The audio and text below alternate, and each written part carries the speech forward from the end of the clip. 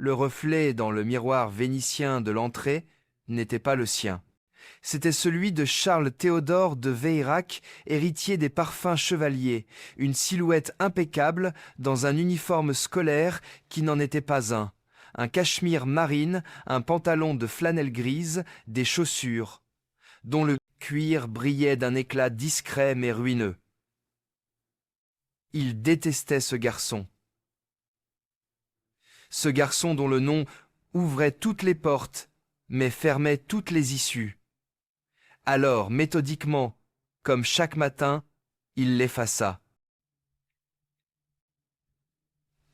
Il enfila un jean délavé et un simple sweat à capuche gris qui avait assez vécu pour ne plus trahir aucune marque, et enfin la touche finale, sa véritable armure, le casque de scooter intégral noir mat anonyme.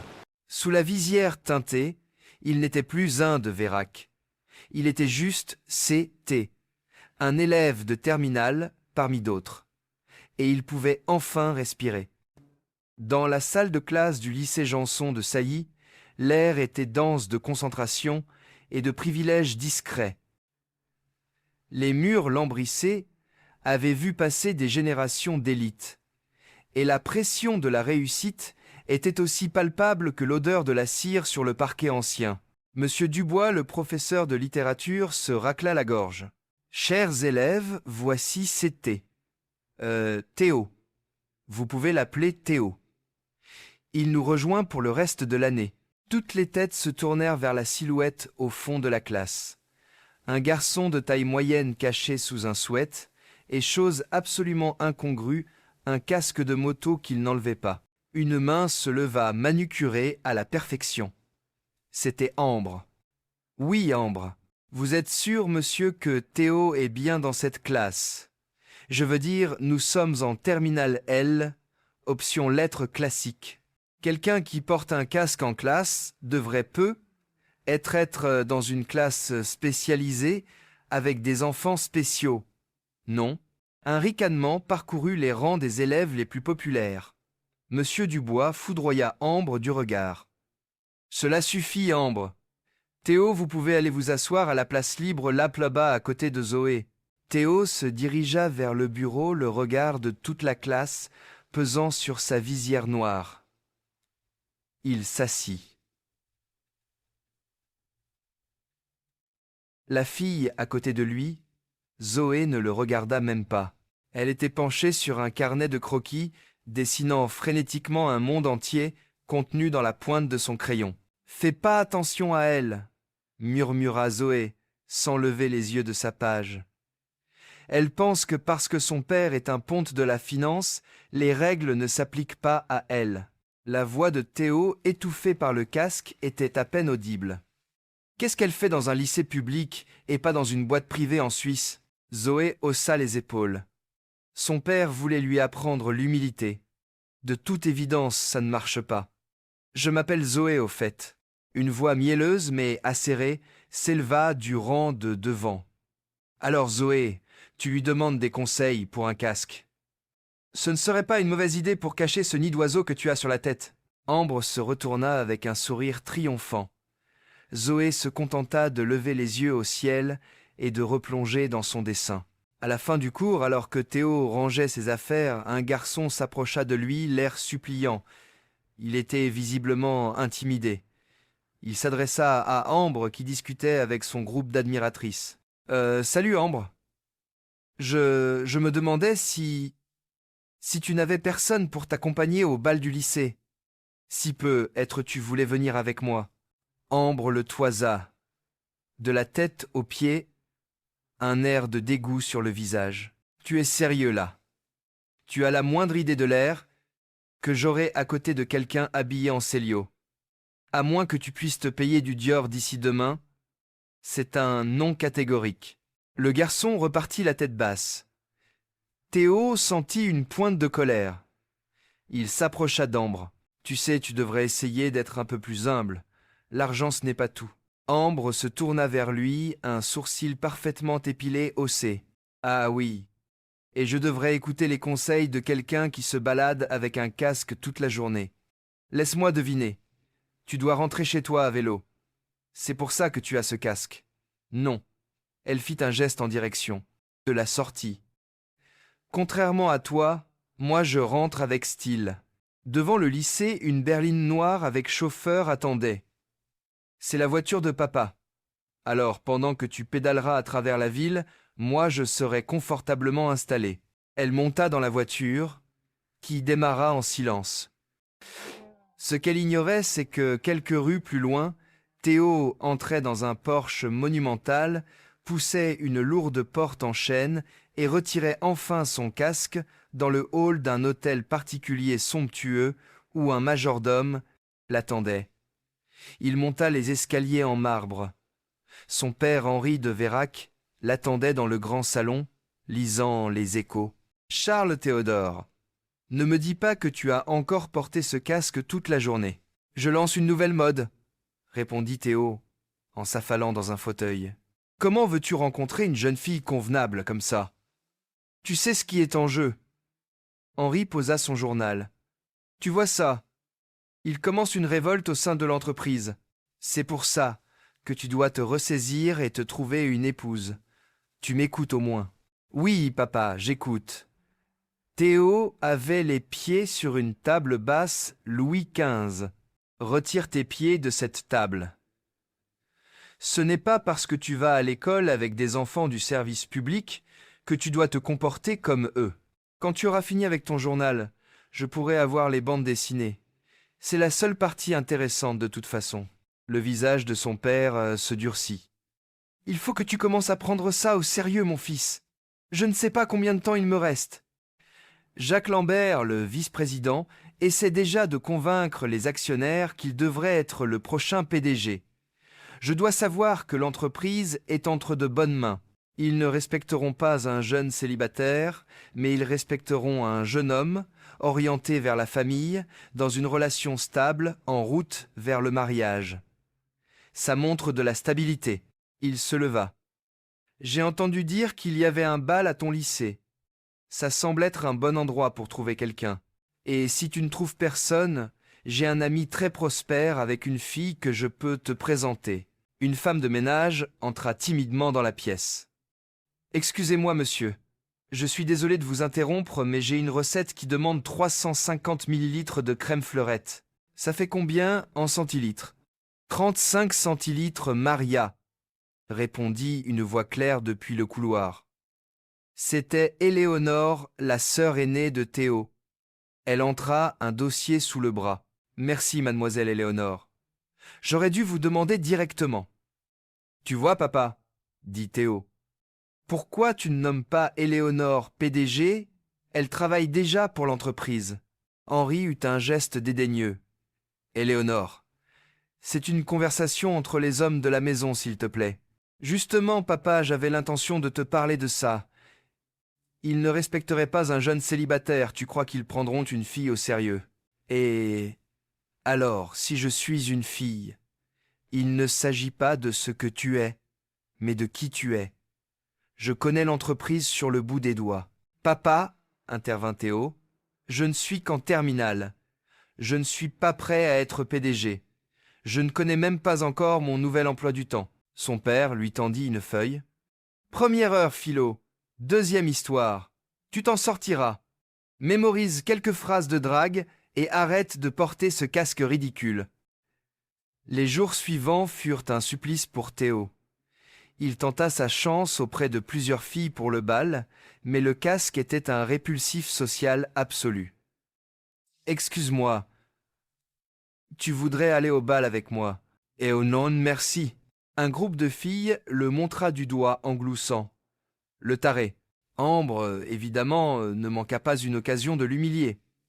Tu ne t'attends pas vraiment à aller au bal en portant un casque si tu vas probablement leur causer une commotion cérébrale en dansant. Personne ne t'a rien demandé, Ambre, lâcha Zoé qui passait par là. Oh, pardon, tu as raison. Je ne devrais pas donner de conseils à quelqu'un d'aussi tête dure. Ambre sourit de sa propre blague.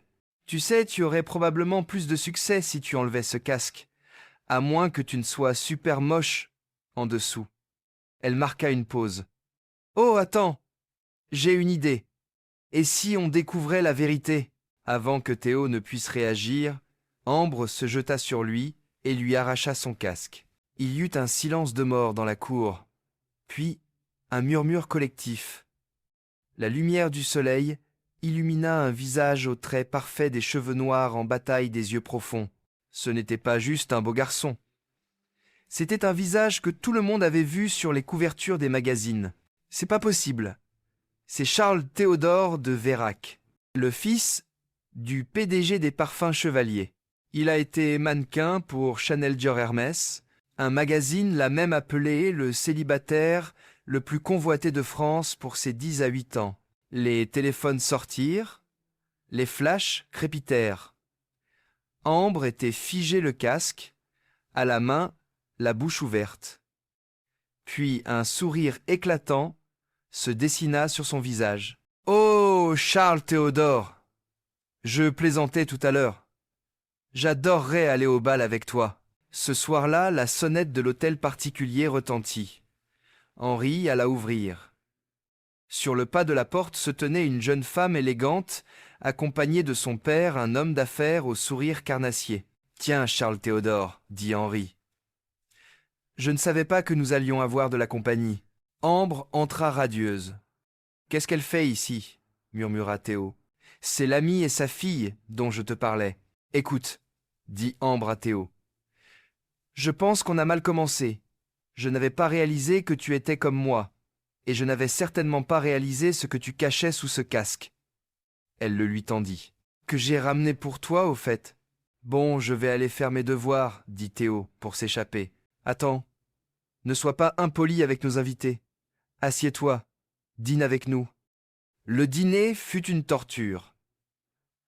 Ambre ne cessait de parler de ses goûts de luxe, de ses vacances à Saint-Tropez et de son dégoût pour le lycée public. « J'adore à quel point je déteste cet endroit. J'essaie de convaincre mon père de me remettre dans mon ancienne boîte privée. C'est tellement difficile d'être entouré de pauvres, tu sais ce que je veux dire. » Après leur départ, Henri demanda à son fils. « Alors, qu'est-ce que tu en as pensé?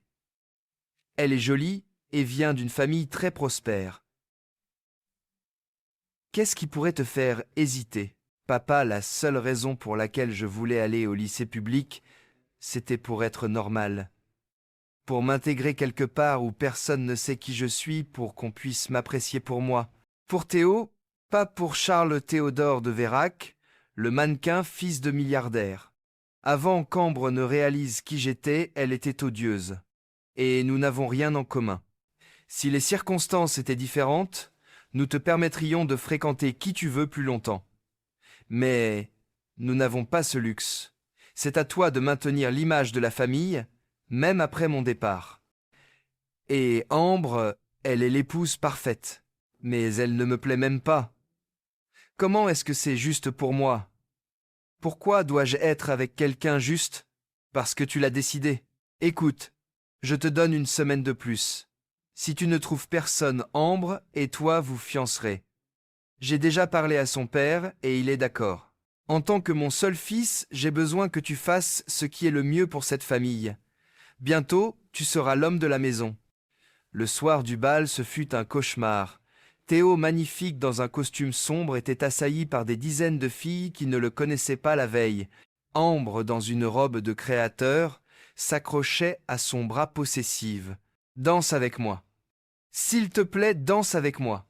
J'ai mis cette robe juste pour toi. » Après une danse forcée, Théo réussit à s'éclipser. Il se réfugia dans la bibliothèque silencieuse et déserte. Enfin, il croyait qu'elle l'était. Dans un coin assise par terre, éclairée par la lueur de son téléphone, Zoé dessinait dans son carnet. « Tu n'es pas au bal ?» demanda-t-elle. Elle sursauta. « Oh, salut. Je ne suis pas très branché bals de promo, mais ma mère m'a forcé à venir. Alors je suis venu ici pour dessiner. Je sais, c'est super ringard. Non, non. J'adore les mangas, les BD et les dessins animés, même si mon père a d'autres plans pour moi. Désolé d'entendre ça. Alors tu vas répondre à ma question. Hein? Quelle question? Si tu vas bien. Tu avais l'air sur le point de faire une crise de panique là, Poba. Oh, ouais. Je me suis fait bombarder par un groupe de filles en arrivant. Je me suis caché ici. C'est gênant. Quoi? Qu'un tas de filles te tombent dessus alors qu'elles te connaissent à peine. Sans vouloir t'offenser, je suis sûr que tu es un gars génial, mais je n'ai jamais vraiment compris ça. Tomber amoureuse de quelqu'un qu'on a seulement vu sur un écran ou sur la couverture d'un magazine. Un silence s'installa. C'était la première fois que quelqu'un lui parlait normalement depuis la révélation de son identité. Ok alors. Il n'y a aucun moyen de ne pas paraître égocentrique en demandant ça, mais tu sais qui je suis. J'ai entendu des rumeurs, mais je ne prête pas vraiment attention à tout ça. Il sourit. Un vrai sourire pour la première fois depuis des jours. Par hasard, tu voudrais sortir avec moi. Leur histoire commença comme ça. Des rendez-vous simples loin des regards. Une promenade, le long de la Seine, la visite d'une petite librairie de bandes dessinées dans le quartier latin, le partage d'une crêpe au sucre. Il n'était pas Charles Théodore, elle n'était pas la fille bizarre qui dessine. Ils étaient juste Théo et Zoé. Puis vint le jour où il l'invita à dîner chez lui. L'accueil fut glacial. Henri et Éléonore étaient là. Alors Zoé, commença Henri pendant le repas servi par le personnel. Que font vos parents dans la vie? Oh, mon père est agent d'entretien, et ma mère est caissière dans un supermarché du quartier. Henri posa ses couverts. Et elle est l'une des meilleures élèves de notre classe, et une artiste super talentueuse, ajouta Théo, sentant la tension. J'ai toujours admiré les artistes, dit Éléonore, avec un sourire chaleureux. Quelle est votre discipline? Je fais de la bande dessinée. J'aime beaucoup dessiner et écrire les histoires. Si vous ne le faites pas déjà, vous devriez utiliser les réseaux sociaux comme outil de marketing, conseilla Éléonore. Puisque vous avez une niche, je suis sûr que vous trouverez une base de fans fidèles. TikTok est un excellent moyen pour que votre travail devienne viral. Waouh, c'est un très bon conseil. Je veux devenir une autrice de BD à succès, donc je vais certainement garder vos astuces en tête. C'est une ambition bien futile, coupa Henri son ton glacial. Surtout pour une jeune femme comme vous. Votre père est agent d'entretien, votre mère est caissière. Comment espérez-vous réellement réussir? Excusez-moi, dit Zoé choquée. Théo était figé, incapable de parler. Papa? Pourquoi tu dis ça? Zoé se leva les larmes aux yeux. Je crois que je vais y aller. Elle partit en courant. Théo ne la suivit pas, paralysé par le regard de son père. Tu n'as pas le droit de revoir cette fille, décréta Henri. Elle n'est pas bonne pour toi ni pour cette famille. Laisse-moi deviner, parce que ses parents ne sont pas millionnaires. Tu sais que je n'en ai plus pour très longtemps. Je veux te voir avec quelqu'un qui ne te tirera pas vers le bas. Qu'est-ce qu'elle va faire pour toi? Te dessiner un soleil quand il pleut. Pendant ce temps, Éléonore, de plus en plus méfiante envers Jacques Lambert, le VP menait sa propre enquête. Un soir, en restant tard au bureau, elle le vit dans la salle de conférence avec une femme élégante. Elle riait un peu trop proche. La femme portait une montre Cartier étincelante. « Cette montre te va vraiment bien, Carole, » dit Jacques. « Merci, Jacques. » Éléonore reconnut Carole. C'était la fondatrice de Chromablend, une entreprise de pigments de peinture. Elle se souvint d'avoir lu un article sur le fait que leur peinture contenait des traces de plomb. Avec les normes environnementales strictes des parfums chevaliers, il était impossible qu'un accord ait été conclu. « Tu sais, j'ai essayé de décrocher un contrat avec cette entreprise pendant des années, » disait Carole. « Je n'arrivais pas à trouver un moyen d'entrer, jusqu'à ce que je rencontre Jacques. Et pourquoi Jacques accepterait-il » pensa Éléonore. « Des pots de vin, bien sûr, » continua Carole, comme si elle avait lu dans ses pensées. « Je lui donne 10% en liquide, et en gage de sa reconnaissance, il m'a offert cette montre en cadeau. Imagine quand il sera PDG. » Éléonore avait tout entendu. Quelques jours plus tard, une grande soirée était organisée pour l'entreprise. Henri monta sur scène. « Mesdames et messieurs, merci de vous joindre à moi. Ce soir, je suis devant vous en tant que PDG, mais aussi en tant que père fier. Charles Théodore, dans son cheminement vers l'amour et l'engagement, est sur le point d'épouser la fille d'un grand magnat des affaires Ambre. Cette union est plus qu'une simple fusion de cœurs. C'est une alliance magnifique qui sera mutuellement bénéfique pour nos deux entreprises. C'est pourquoi je suis honoré d'annoncer le nouveau PDG de notre entreprise, mon fils Charles Théodore de Vérac.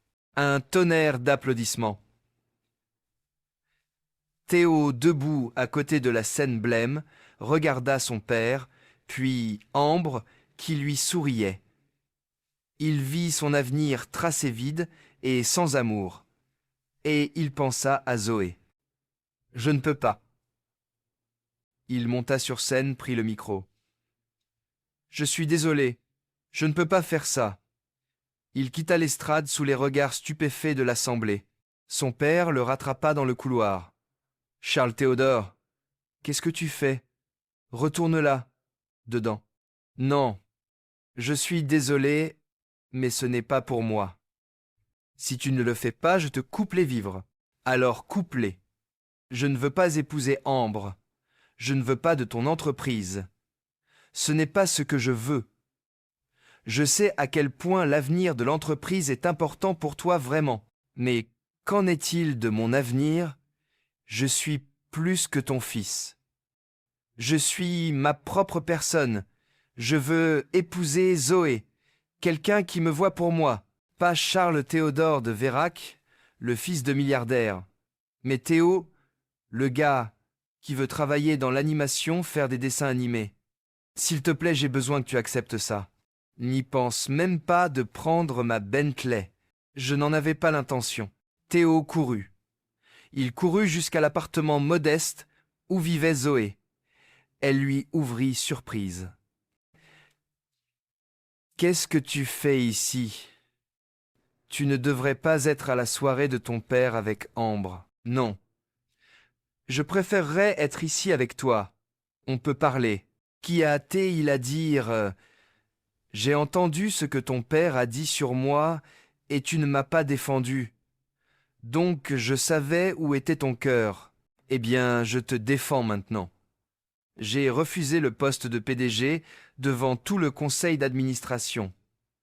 Et puis je suis venu directement ici. Parce que c'est toi que je veux. Pas l'entreprise. Pas Ambre. Toi, tu es sûr de vouloir faire ça. Tu es sur le point d'hériter d'une énorme entreprise. Je n'ai jamais été plus sûr de quoi que ce soit dans ma vie. Tu es la première personne à me voir pour moi. Pourquoi voudrais-je jamais renoncer à ça? Il y eut une pause. Attends, qui va être PDG maintenant que tu as refusé? Probablement le VP Jacques. Il veut prendre la tête de l'entreprise depuis que mon père est tombé malade. Quoi non, on ne peut pas laisser ça arriver. J'ai une meilleure idée.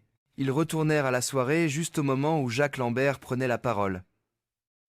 À la lumière des événements de ce soir, je voudrais saisir cette occasion pour exhorter le conseil à m'embaucher comme nouveau PDG. Clairement, Henri n'est plus apte à continuer. Quel genre de leader ne peut même pas contrôler sa propre famille? Charles Théodore n'est pas le seul enfant d'Henri, lança Zoé depuis le fond de la salle. Et je pense qu'Éléonore ferait une excellente PDG. Jacques éclata de rire. Vous plaisantez. Qu'est-ce qu'Éléonore connaît à la direction d'une entreprise? Ce n'est qu'une fille. Il ne s'agit pas de ce que vous êtes, mais de qui vous êtes. N'est-ce pas, Éléonore? Dit Théo. Éléonore s'avança calme et déterminée. C'est exact.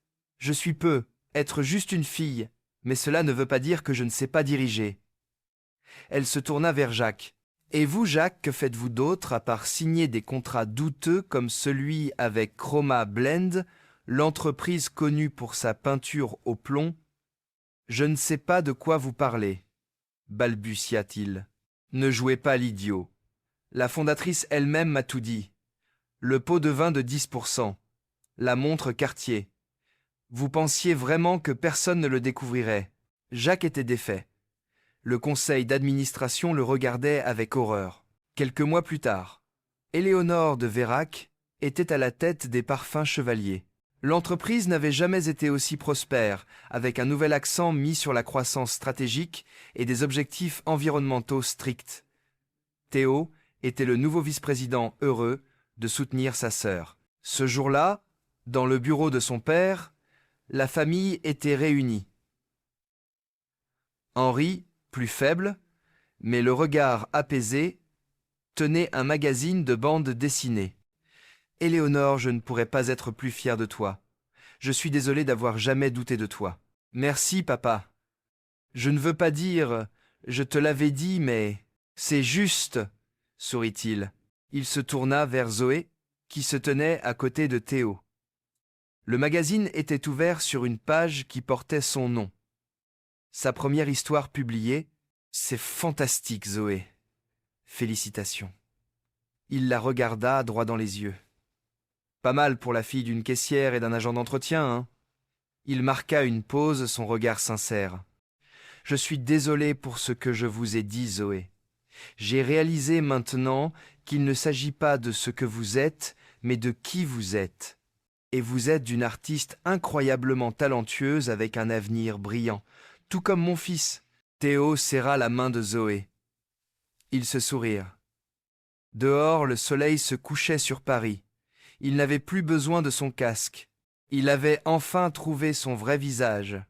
Et ce n'était ni celui du mannequin, ni celui de l'héritier. C'était simplement celui de l'homme qui tenait la main de la femme qu'il aimait.